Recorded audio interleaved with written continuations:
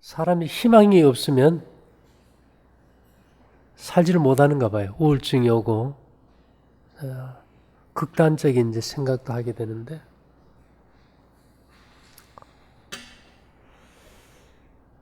여기서 우리가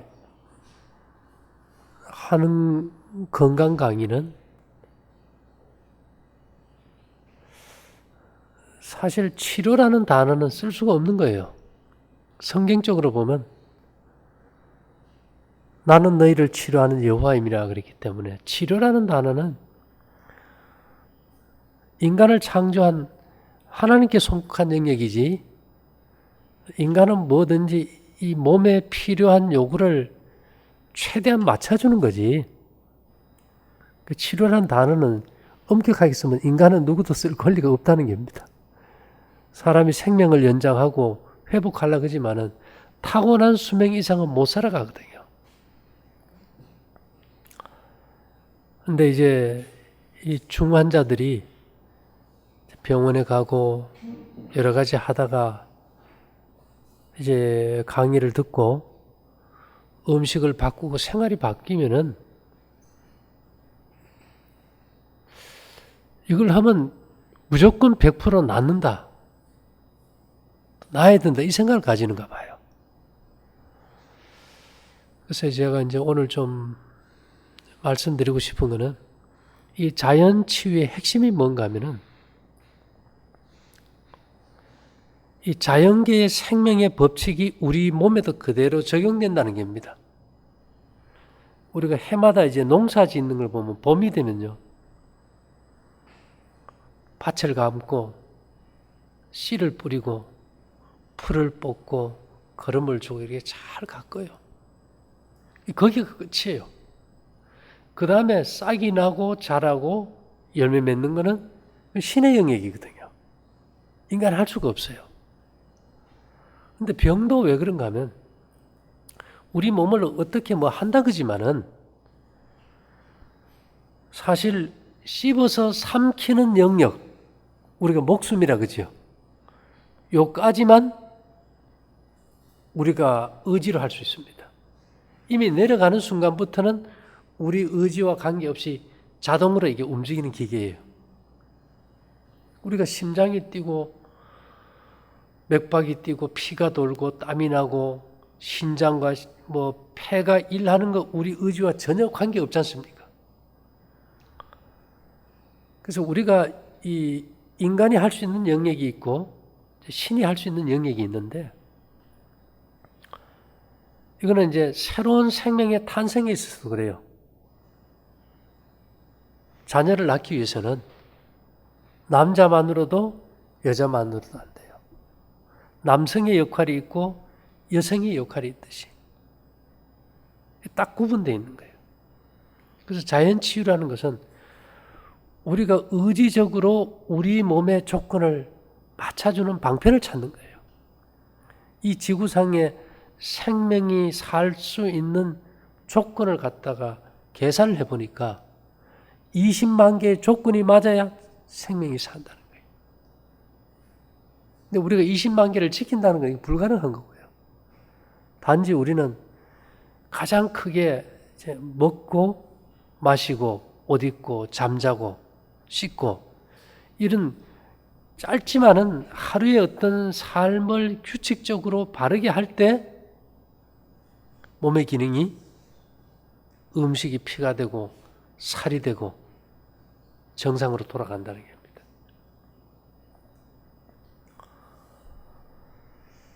사실 그렇게 따지면 우리가 할 일이란 건 별로 없는 것 같아요. 그래서 우리가 무슨 뭐 어떤 것이라도 먹는 걸 주면서 이게 치료제입니다 하는 거는 세상에 없다는 겁니다. 인체가 그걸 활용할 수 있도록 필요를 채워주는 것에 이제 불과하다는 거죠.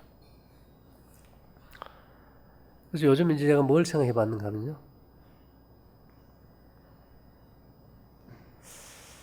지구상에서 지금 100살까지만 산다 그러면은 어떨까요?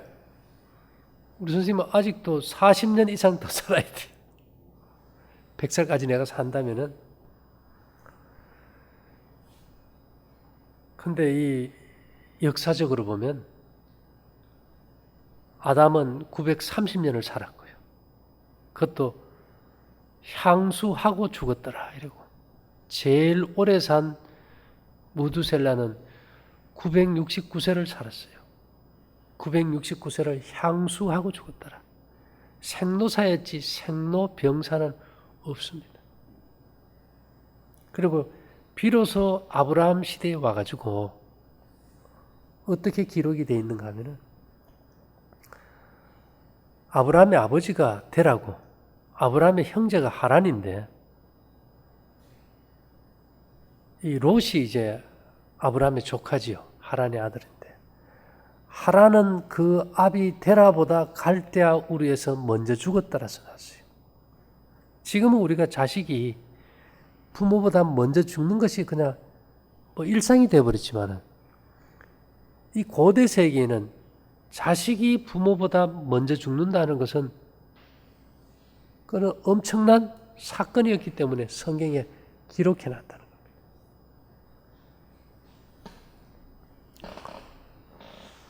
그래서 우리가 이 100세도 못 살고 이렇게 죽을 때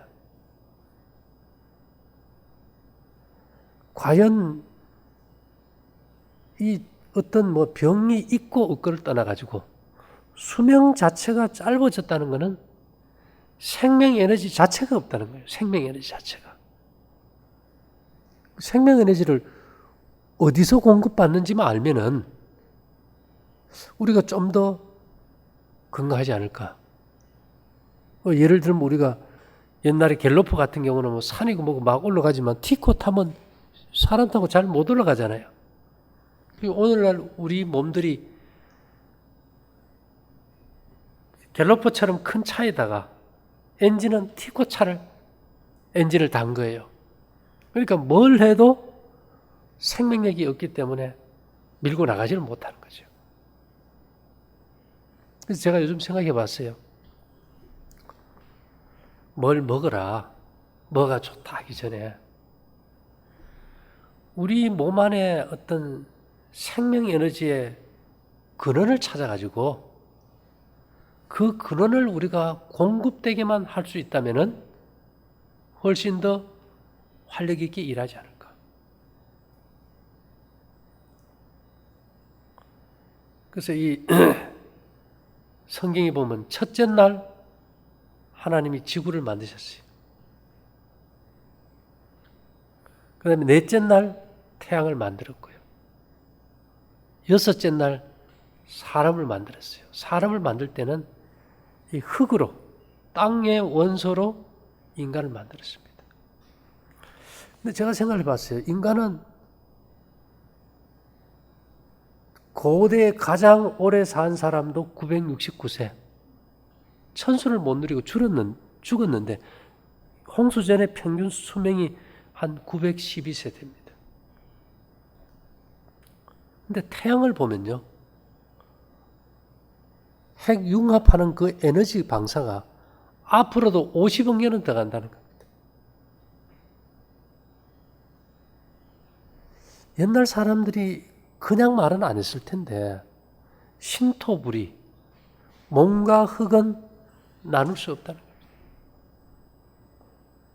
지금도 지구가, 우리가 사는 지구가 뭐 수십억 년 하지만 성경의 역사를 보면 6,000년 동안 계속 에너지를 가지고 있어요. 에너지가 있다는 것은 열이 있다는 거 아닙니까? 지구 속에 계속 용암이 끓어오른다는 것은 에너지가 계속 있다는 거예요. 온천이 있고 화산이 폭발하고 지진이 나고. 그렇다면 우리가 한번 이제까지 우리가 머릿속에 뭐 건강이 어떻고 이런 차원을 떠나가지고 그냥 솔직하게 태양의 에너지, 지구의 에너지, 우리 몸의 에너지가 같은 것이 아닐까 생각해 볼 수 있는 주제더라고요. 한국에서 지금 카스타라는 핵융합 발전소를 만들어요. 유럽에서는 더 큰 거 배해도 되는 걸 만드는데 핵융합 발전은 수소를 갖다가 가장 가벼운 원소인 수소를 갖다가 결합을 시켜요. 이 수소가 이제 원자 핵은 플러스인데 플러스끼리는 이게 반발력이 있어 안 붙잖아요. 그러니까 이게 붙이려고 하면은 1만 도 이상의 고열로 열을 받게 해줘야 이게 붙어버립니다. 근데 지금 태양은 핵융합 발전소입니다. 근데 아주 재미있는 거는 우리가 알고 있는 모든 금속의 원소, 한 100여 가지가 넘는 금속의 원소들이 핵이 융합되는 양성자, 중성자 그 전자의 숫자에 따라서 금도 되고 은도 되고 철도 되고 니켈도 되고 다 된다는 거예요. 이 완전히 이게 빛의 연금술이라는 겁니다. 그래서 우리가 지금 만져지고 보여지는 모든 금속들은 빛의 또 다른 형태라는 거예요. 빛이 만들어낸 산물이니까 빛의 실체라는 거죠. 만져지는 빛이라는 건데요. 이 핵융합에서 나오는 에너지는 우리가 지금 원자력 발전소가 우리나라에 몇 개 있지 않습니까? 원자력 발전에서 만들어내는 에너지보다 7배 이상 에너지가 더 나온다는 거예요. 그리고 방사선도 나쁜 방사선도 거의 없고 그러다 보니까 사람들이 어디에 이제 열광하게 될까요? 지금은 핵분열 발전소인 원자력이 아니고 이제는 핵융합 발전에 연구가 시작이 되는 거예요. 지금 우리가 전자를 마음대로 다루지 않습니까? 전자제품. 그래서 전자를 마음대로 다루듯이 앞으로는 인간이 핵을 마음대로 지배하는 시대가 도래할 것이다. 이렇거든요. 이건 대단한 사건입니다. 그래서 제가 생각을 해봤어요. 만일에 태양에서 일어나는 핵융합, 지구에서 일어나는 핵분열, 우리가 핵분열로 만드는 폭탄이 원자폭탄입니다. 핵분열이 한 번에 일어나면 지구가 뻥 터져버리고 날아가 버리겠죠. 이것이 이제 자동 조절되면서 계속 온다는 건 이거는 굉장한 과학이거든요. 그러면서 지금 지구 안에서 우리가 용암이 끓고 계속 흐르고 돌고 있지 않습니까? 그걸 끓게 하는 에너지가 핵분열 에너지죠. 그래서 사람들이 이제 70년 전이죠. 히로시마하고 나가사키에 떨어졌던 원자폭탄은 핵분열 폭탄입니다. 이 중성자를 충돌시켜서 분열시키는데 나오는 에너지예요. 이제 사람들이 핵융합 폭탄도 만들었어요. 그건 수소폭탄이에요. 근데 문제는 핵융합이 일어나려면 엄청난 열이 있어야 되기 때문에 그 열을 구할 수가 없어요. 그래서 속에는 핵융합하는 물질을 넣어놓고 겉에는 핵분열을 일으키는 원자폭탄을 딱 같이 넣어가지고 결합을 시킨 거예요.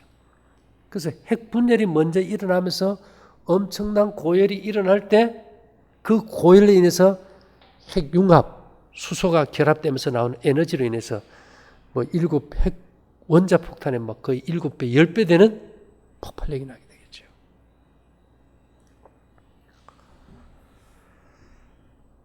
그런 걸 보면서 그러면 제가 생각을 해봤어요. 이 방사능을 가지고요.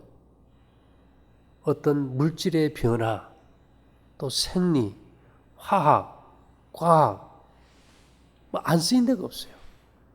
지금 우리가 곡식에 벽시도 종자가 참 많지 않습니까? 감자도 종자가 많고요. 이게 대개 뭘로 이렇게 종자를 바꾸는가 하면 방사선 육정법으로 품종 개량을 해요.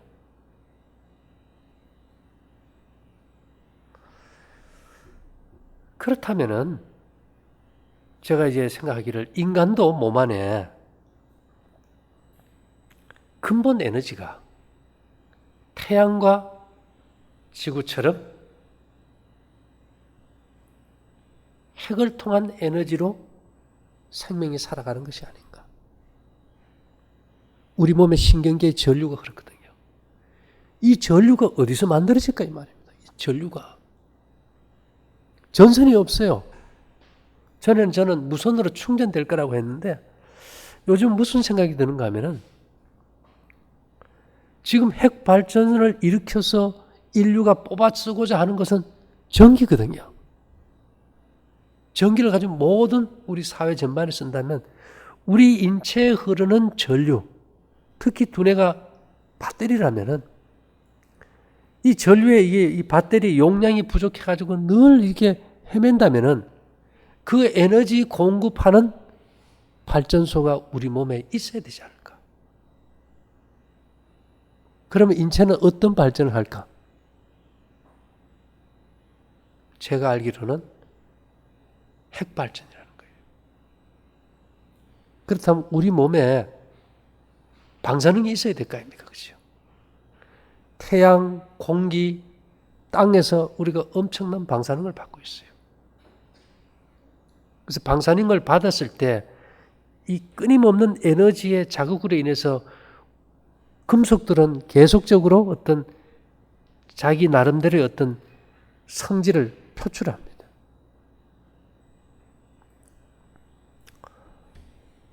우리가 동기 감응이라 그래요. 동기. 같은 기가 서로 감응한다. 방송국에서 전파를 보내면은 우리가 이렇게 사이클을 맞추지, 그죠? 방송국에서 보낸 주파수에 우리가 사이클로 같은 주파수를 맞춰주면은 방송국에서 보낸 소리를 듣고 영상도 보고 우리가 다 합니다. 우리 그걸 공명 주파수라고 하거든요. 근데 재미있는 거는 부산에 계시는 이상명 교수라는 분이 건강한 남자 3사람에게서 정액을 받아가지고요. 방에 칸막이를 딱 두고 이쪽에 이 3사람의 정액을 다 넣어놨어요. 그리고 건장한 사람 3사람을 한쪽 방에 놓고 그리고 정액에다가 미세한 전류 측정기를 갖다가 딱 장치를 해놨어요. 그리고 이쪽 방에 있는 사람에게 한 사람 한 사람당 감전을 시켜서 전기 충격을 줬어요. 그랬더니만 이쪽에 있는 정액에서 이게 침이 올라가는 거예요. 이게. 서로 통한다는 거예요. 제가 이제 아랫게 우리 어머니 모시고 우리 아버지 산소를 갔다 왔거든요. 부모가 돌아가시면 괜히 거기에 막 끌리잖아요. 그죠? 가보고 싶고 머릿속에 있는데 왜 그렇게 생각이 날까? 사람들이 제사를 4대를 지내요. 100년을 지내요. 뼈가 말입니다. 100년이 지나면은 사라져버려요. 이 바닷물 속에만 우라늄이 50억 톤 있다는 겁니다. 근데 우리가 이렇게 먹는 음식 중에 탄소 14라든지 칼륨 40, 우라늄 이런 방사능 물질이 우리 몸 어디에 들어가서 주로 축적이 되는가 하면 뼛속에 가장 많이 축적이 됩니다. 거기서 있으면서 얘들이 이제 핵 분열이 되면서 우리가 칼륨 40이라는 이 방사능은요, 반으로 그 방사하는 것이 반으로 주는 게 12억 5천만 년. 거기에서 계속 방사능을 낼 때 거기에 있는 금속들이 내는 파장이 있을 거 아니에요. 그죠? 우리가 그 자녀들과는 사실은 죽은 사람이고 산 사람이지만은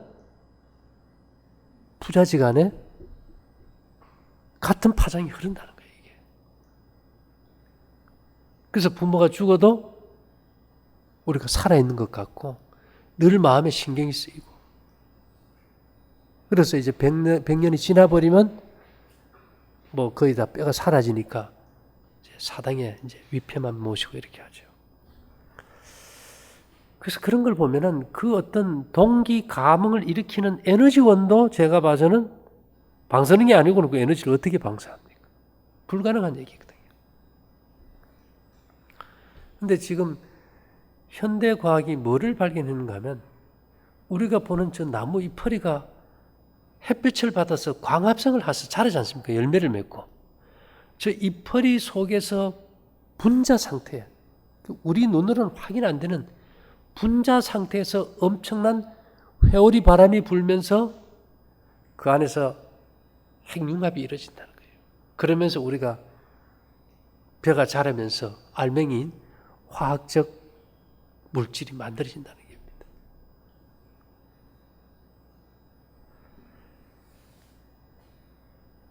우리 몸의 세포가 어떻게 이렇게 핵분열처럼 분열될까요? 이건 참 미지수거든요. 그래서 이제 제가 좀 생각하기를 한번 생각을 해봤어요.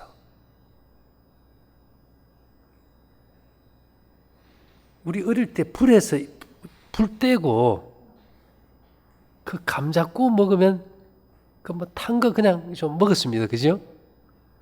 보리차 시중에가 파는 거 보면 좀 태웠어요. 차는 그냥 마십니까? 아니면 이 불에다 덮습니까? 덮어요. 이 가마솥에다 이렇게 덮어서 좀 태웁니다. 중국에서는 보니까 작은 병에다 차를 넣고 찻잎을 넣고 끓이기 전에 불이 있는 숯덩어리를 넣어서 막 흔들어요. 그래가지고 그걸 갖다 구워가지고 마시고. 미국 사람들은 가보면 몸이 아픈 다음에 회복식 할 때는 꼭 오트밀을 볶아가지고 죽을 끓여 먹어요. 우리나라 사람들 여름에 기력이 빠지면은 미숫가루 먹지, 그죠? 좀 볶아서 먹어요, 그죠? 왜, 그 다음에 우리는 그냥 익힌 음식을 먹는 구조인데, 유럽 사람들은 전부 다 어떤 걸 먹습니까? 고기를 먹지만 구운 빵이 주식이에요. 성경의 이스라엘 백성들은 곡식을 볶아서 먹고요. 그 다음에 히말라야 이쪽에 이제 지역 사람들은 짜퉁이라 그래서 보리나 이런 걸 볶아가지고 가루 내가지고 힘이 생긴다면 거기다 소금 좀 타서 그냥 주먹밥 해서 먹어요. 근데 공통적으로 보면 굽거나 볶아서 먹는 사람들이 다 건강해요. 근데 특별히 한국 민족은 굽고 볶는 게 별로 없었던 것 같아요. 찌고 삶고 뭐 찌개 이런 식이지. 근데 유럽 사람들은 뭐 땅이 특별한 것도 아닌데 한국 사람이든 그쪽 사람들에 가보면 체격이 크고 건강하다는 거예요. 그럼 그 사람들에게는 그 큰 몸을 움직일 수 있는 엄청난 에너지가 있다는 거예요, 이게. 그렇잖아요. 그리고 성경에도 보면 이스라엘 백성들에게 왜 볶은 곡식을 줬고 떡을 만들어서도 왜 구워서 먹게 했을까? 그리고 우리 애들은 과자를 좋아하지 않습니까? 과자. 이스라엘 백성들이 광야에 나가면서 하나님이 만나를 줄 때 삶기도 하고 굽기도 해서 과자를 만들어 먹는 거예요. 성경에 보면. 야, 이것하고 뭐가 에너지와 연관이 있지 않을까? 이제 머릿속에서 이제 한번 굴려본 거예요. 근데 모든 이런 방사성 물질은 음식 속에 다 들어있습니다. 적든 많든 다 들어있어요. 근데 이것을 갖다가 현미 속에 이 칼륨 40이 뭐 적당하게 많이 들어있지만은 곡식 속에 이것을 그냥 먹었다. 밥을 해서 그냥 먹었다. 그럼 이게 섬유질 속에 이게 들어있는 칼륨 40이 장 속에 이렇게 빠져나올 수 있을까? 그냥 통과돼 버릴까? 우리 검정살 밥해 먹고 화장실 가보면 어떻습니까? 그냥 나와요. 그죠? 옥수수 요즘 쪄먹고 가도 그냥 대부분 나와요. 그럼 결국은 이것이 흡수가 안 된다는 거예요. 요즘 우리 한국에 보면 엄마들 아랫배 찬 사람이 대부분이거든요. 근데 제가 전에는 그랬어요. 이게 장에서 음식이 띄워지기 때문에 열이 난다. 근데 지금 현대과학이 뭐를 밝혔는가 하면 장에 있는 미생물들이 하나하나가 마이크로 핵 반응로라는 거예요. 이들이 사용하는 에너지가 방사성 물질이 들어갈 때 엄청나게 활력이 증가된다는 거예요. 근본 물질은 태양이고 지구고 사람이고 방사능이 필요하다는 거예요. 세슘같이요. 인공 방사능이 아닌 거는 자연 방사능인 것은 칼륨 40은 아무리 많아도 그 방사능으로 해서 우리가 해롭게 생각하지 않아요. 현실적으로. 그렇다면 우리가 이 자연 방사능에 대해서 앞으로 어떤 일이 일어날까 생각해 봤어요. 우리가 뭐 비타민 A, B, C, D 해가지고 여러 가지가 만들어진다면은 앞으로 이 자연 방사능이 인간에게 필수 광물로 들어갈 날이 멀지 않았다고 봐요. 왜? 자꾸 우리가 뭐 오감이라 그러잖아요. 그죠? 달고 짜고 씹고 맵고 뭐 이런 맛이 있다면 지금은 육미라 그래요. 현대과학이 하나 맛을 추가했어요. 왜냐? 지방 맛을 하나 더 추가해가지고 육미를 쳤어요. 육미를. 지방 맛. 그러면 이것도 앞으로 예를 들어 청산가리 있죠. 청산가리. 시한산염이 비타민이 될 수 없죠. 그죠? 현대과학은 비타민 17로 이름을 지어줬어요.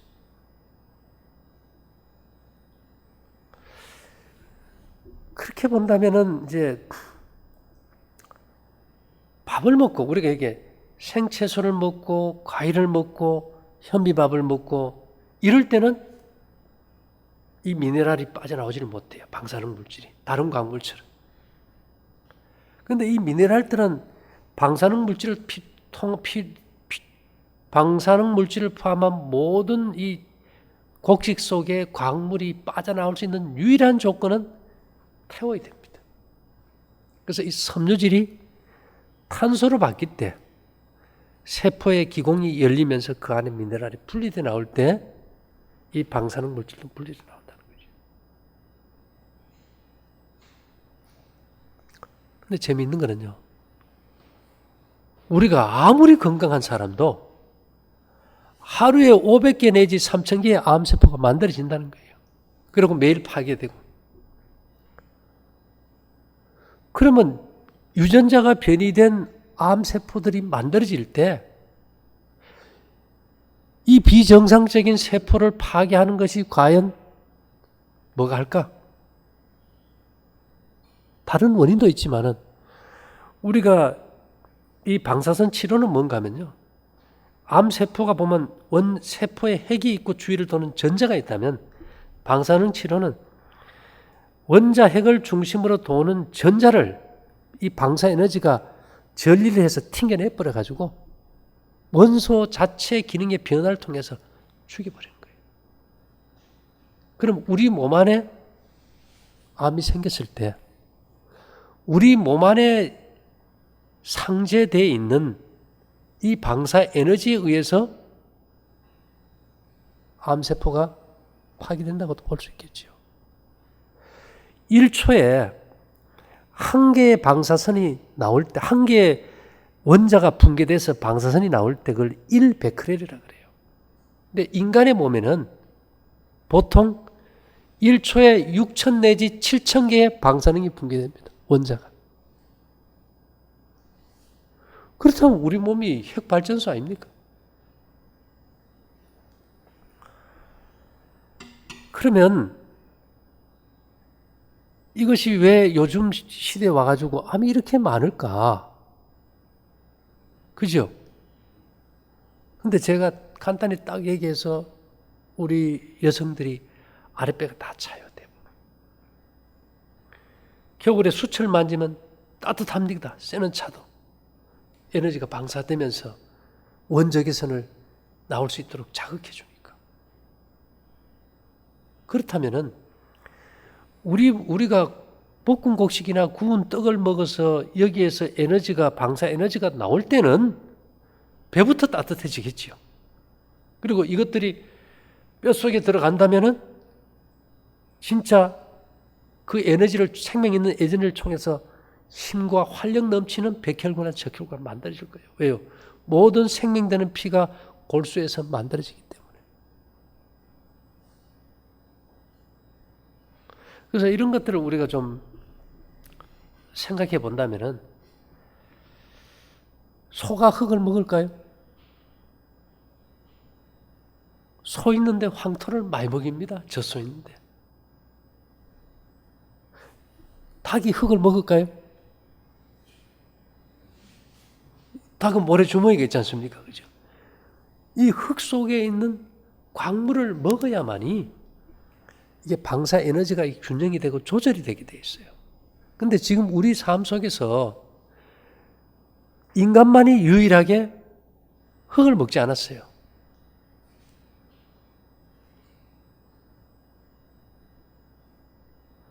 근데 소도 보니까 막 황토 가루를 막 주더라고요. 황토 가루를 안 주면 소가 땅을 파고 막 똥이 섞인 흙을 먹는데요. 그렇다면 우리가 이 흙 속에 있는 어떤 생명의 원소들이 우리 몸에 절대적으로 필요한데, 우리가 이 원소들을 일단 피부로도 접하지만은, 인간의 본 저거는 주로 이제 먹는 거에 초점을 맞춰지니까, 실제로 그럼 우리 몸속에 자연 방사능 물질이 좀 증가돼서 많으면 좋겠지, 그죠? 그럼 에너지가 활력이 있겠죠.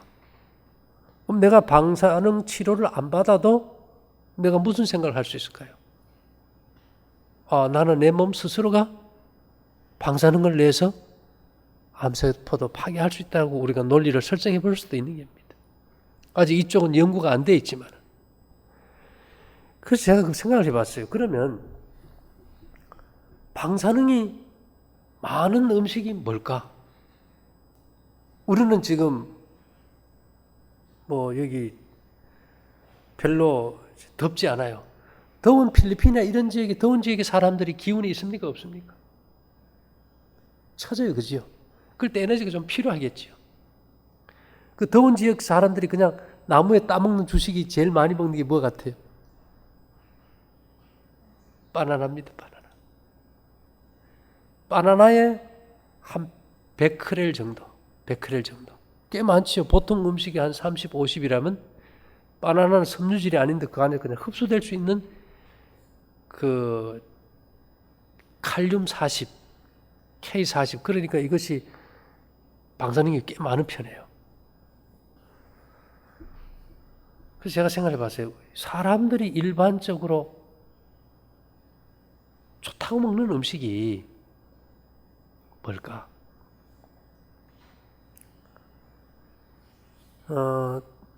아이들은요, 젖을 먹다가 젖을 떼고 밥을 먹을 때 육감적으로 자기 소화기관에 안 맞는 건 안 먹어요. 그래서 애들은 섬유질 소화액이 있기 때문에 생채소 안 먹고,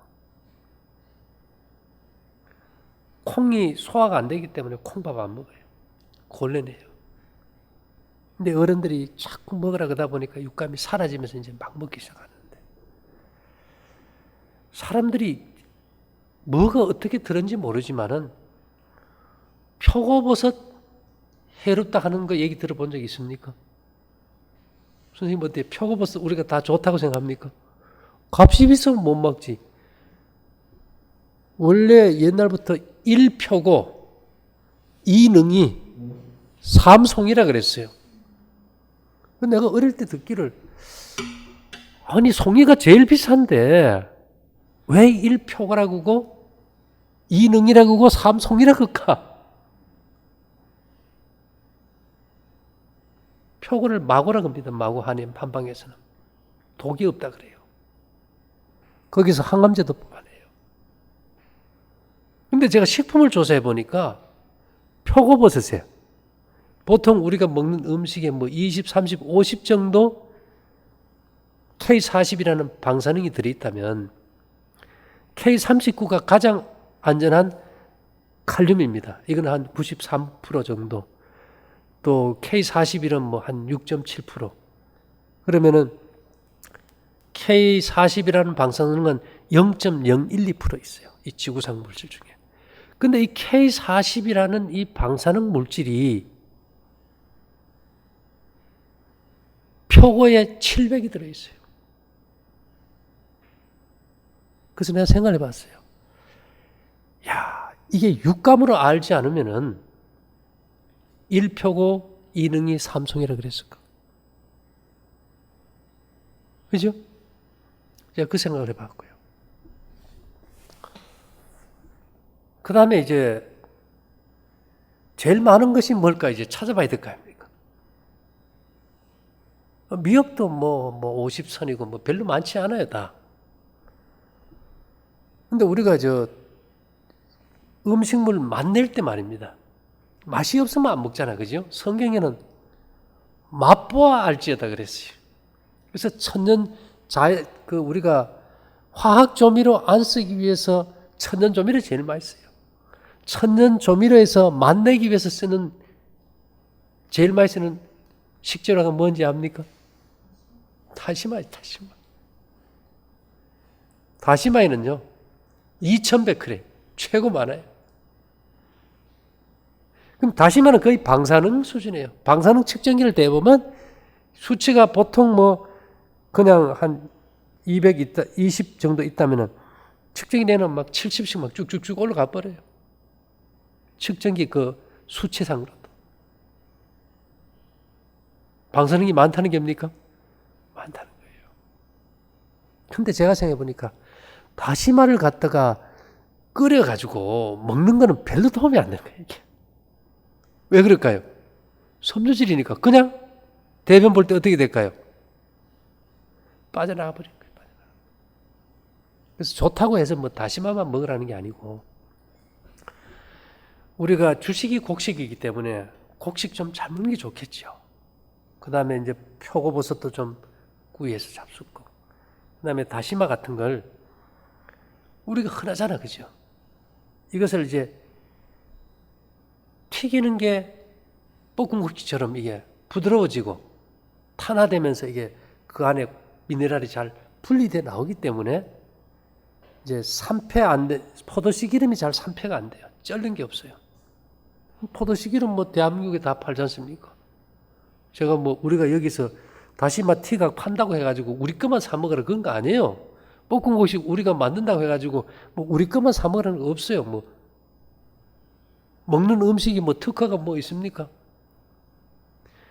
그러면 집에서 우리가 다시마를 다시 내서 하든지 그래 할지라도 다시마 티각을 해가지고 단 설탕을 넣지 말고 마스코바도 원당 같은 거 좀 뿌려가지고 그렇게 해서 좀 먹는다면 에너지가 좀 증가될까요? 저희가 지금 볶음국수 먹은 지가 20년이 됐거든요. 처음에 다 몸이 춥고 냉하고 얼어붙은 사람들이 한겨울에도 영하 20도도 찬물에 들어가고 이걸 하면서 이 에너지가 어디서 나올까? 제가 항상 그게 고민이었어요. 장에서 띄워진다 그러지만 한번 쏴버리면 그 다음에 열이 없어지는데 끊임없이 이게 에너지가 나온다는 것은 몸 안에 그 에너지를 계속 발산하는 발전소가 있다는 건데 그 발전소가 어딜까? 제가 그게 평생의 고민이었어요. 그래서 지금 저도 아직 또 연구하고 살펴보는 단계지만은 우리가 자연의 이치를 보고 인간을 우리가 알 수 있다면은 우리가 그렇다고 해가지고 방사능 내뿜는 체르노빌이나 그죠?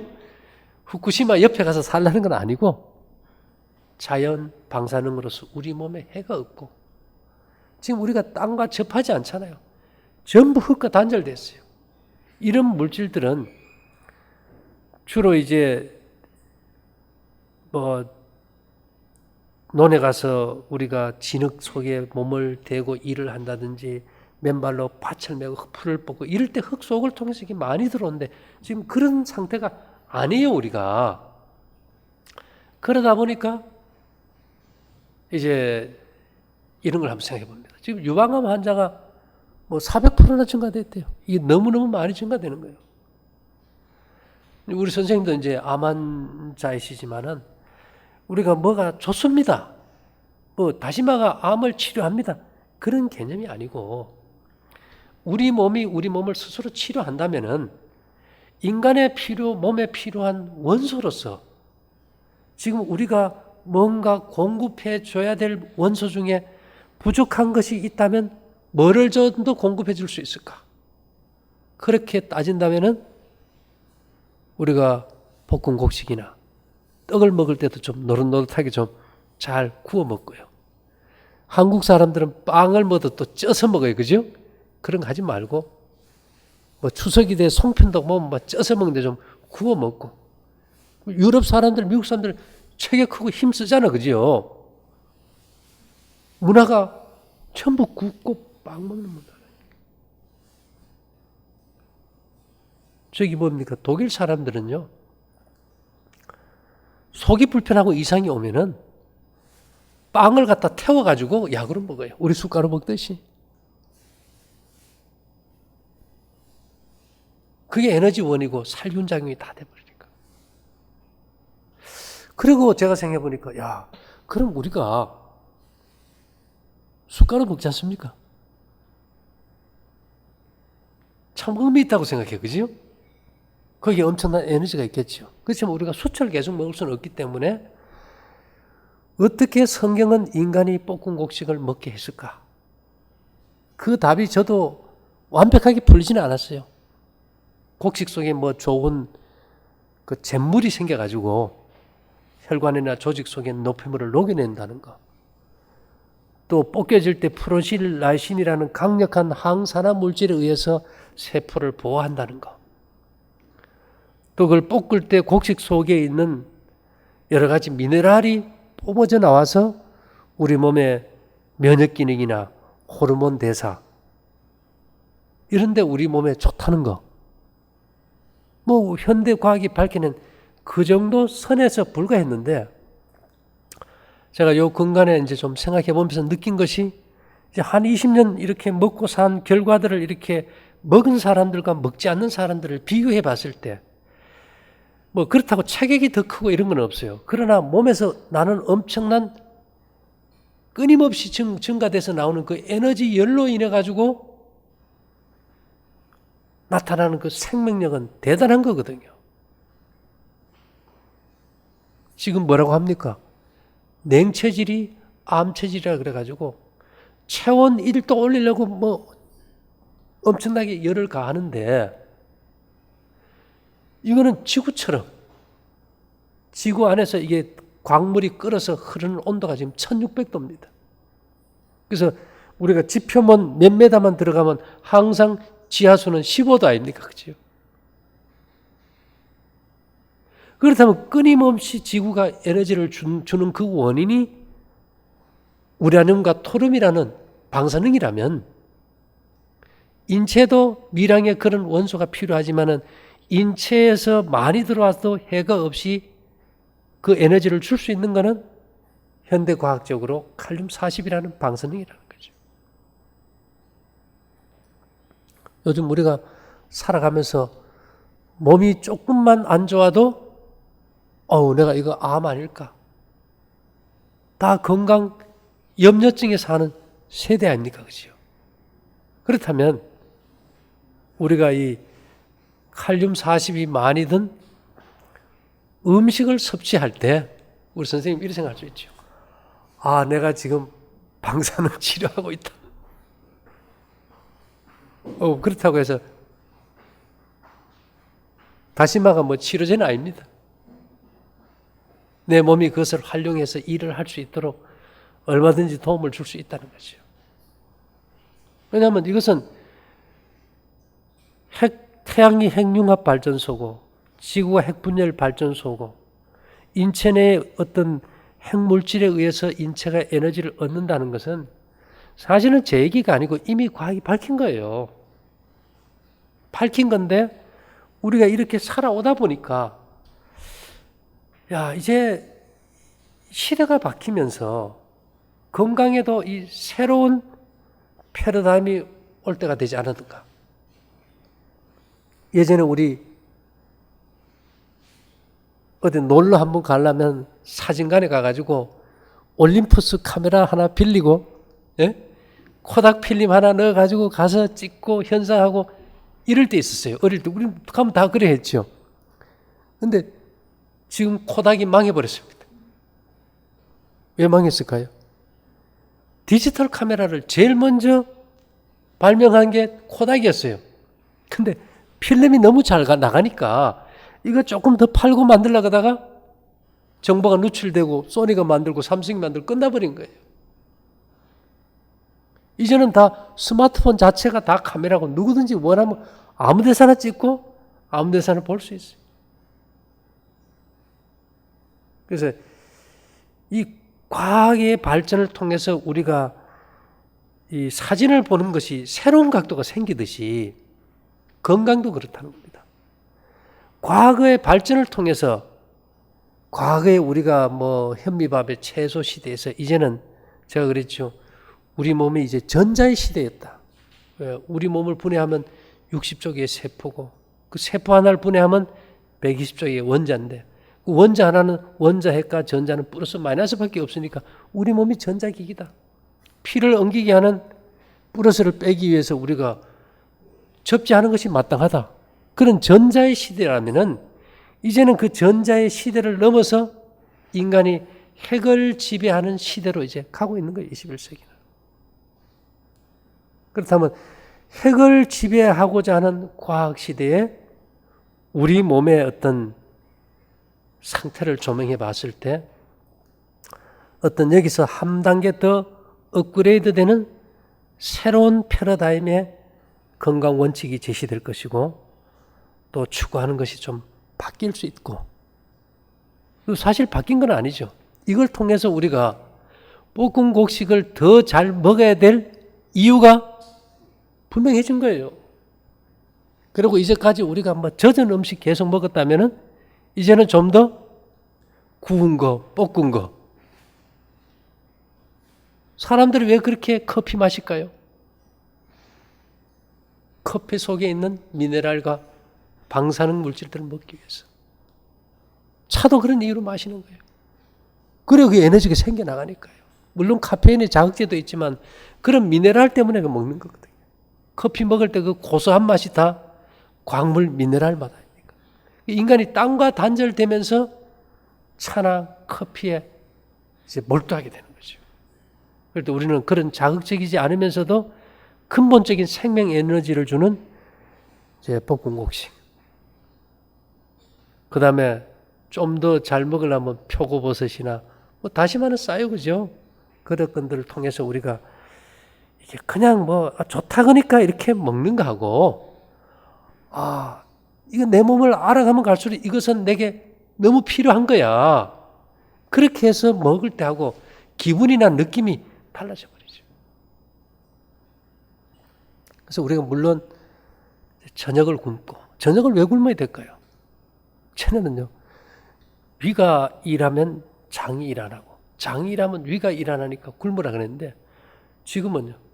저녁을 굶어줘서 아침, 점심 먹은 이 미네랄과 이 칼륨 40이라는 방사능이 많은 물질이 장에 오래 머물 때 여기서 주는 에너지에 의해서 마이크로 핵 융합로인 미생물에 의해서 여기서 뭐가 일어나요? 비타민도 만들어지고 면역물질도 만들어지고 항암제도 만들어지고 항생제도 만들어지잖아요. 그래서 우리가 면역을 두 개라고 합니다. 하나는 적응성 면역. 백혈구가 과산화수소를 가지고 무기로 삼아서 균을 죽이는 걸 우리가 적응성 면역이라고 하면은 우리가 장에서 이 방사되는 에너지를 통해서 미생물들이 마이크로 핵융합 반응을 통해서 새로운 물질을 만든다는 겁니다. 이것을 우리가 장에서 만들어지는 이 생명 물질과 에너지 힘으로 살기 때문에 자연 면역은 장에서 만들어진다 그래요. 근데 대한민국 사람들이 머리가 얼마나 좋으냐? 이미 옛날부터 선조들은요, 인간은 똥배 힘으로 산다 그랬어요. 맞습니까? 그 왠지 몰랐어요. 근데 제가 지금 생각해 보면 근본 에너지가 장에서 방사능이 흡수가 돼야 되고 분리가 돼야 되고 흡수가 돼야 되고 이것이 흡수돼서 뼛속에 들어가야 기능이 되기 때문에 그래서 장의 기능이 망가지면은 체력이 없어져 버려요. 우리 선생님이 장이 안 좋으니까 체력이 다운되지 않습니까? 그래서 생것을 먹으면 과일 같은 건 자꾸 쏟아버려요. 에너지가 없어요. 우리가 설사 한 번 하고 나도 하늘이 노랗다 안 합니까? 그렇죠? 그래서 어쨌든지 곡식 위주로 해서 충분히 익혀서 요리한 것들을 먹는다면 제가 봐서 아마 달라질 겁니다.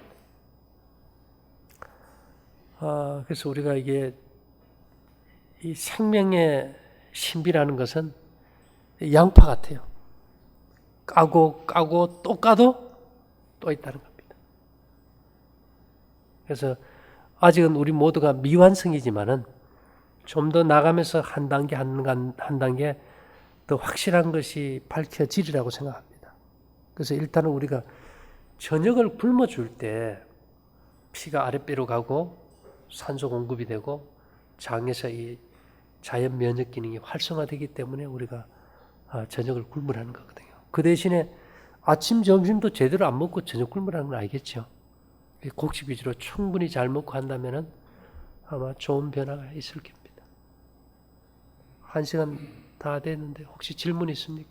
잠깐 기도할게요 먼저. 네. 예.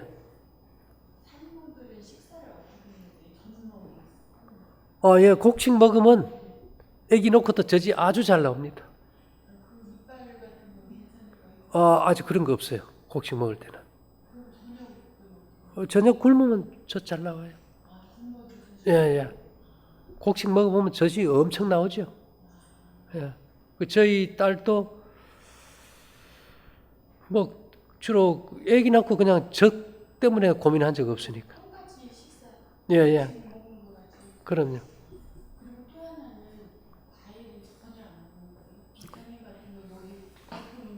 미네랄이 충분하면은 비타민은 많이 필요하지 않아요.